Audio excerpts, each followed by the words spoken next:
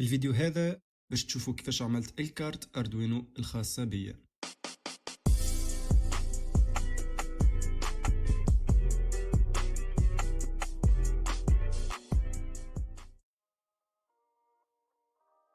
استعملت الميكرو كنترولور الأتيميغا 328 بي يو، الكونفرتيسور TTL SCH340G واللي نحيته من كارت أردوينو نانو قديمة،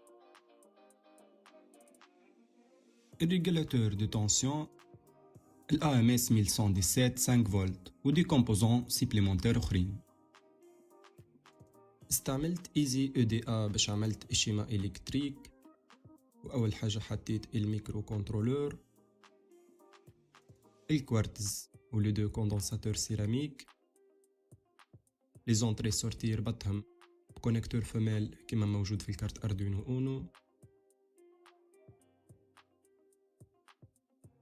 الفي سي سي والA VCC ب5 فولت،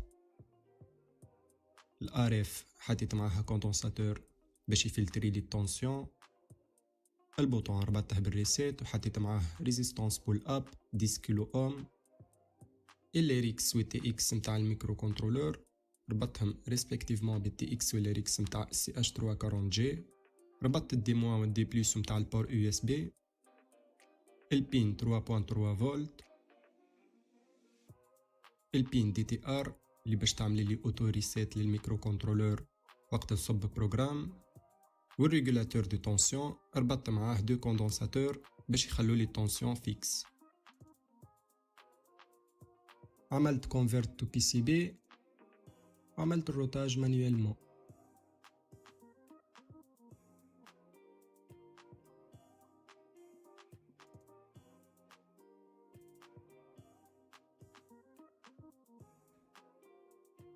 كمانديت الكارتة متاعي من عند GLC PCB،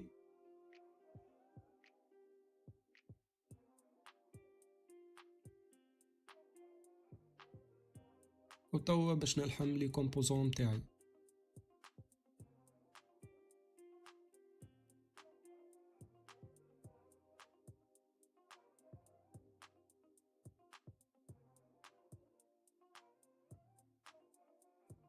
الفيشي جيربير متاع الكارتة وشيما إلكتريك وأكثر ديتاي تلقوهم في الديسكريبسيون.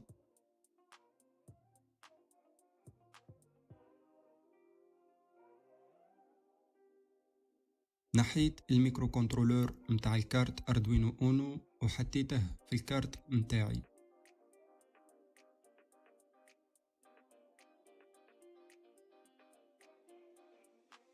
ربطت الكارتة مع البي سي واخترت الكود ليد بلينك، اخترت البور والتيب متاع الكارتة أردوينو أونو.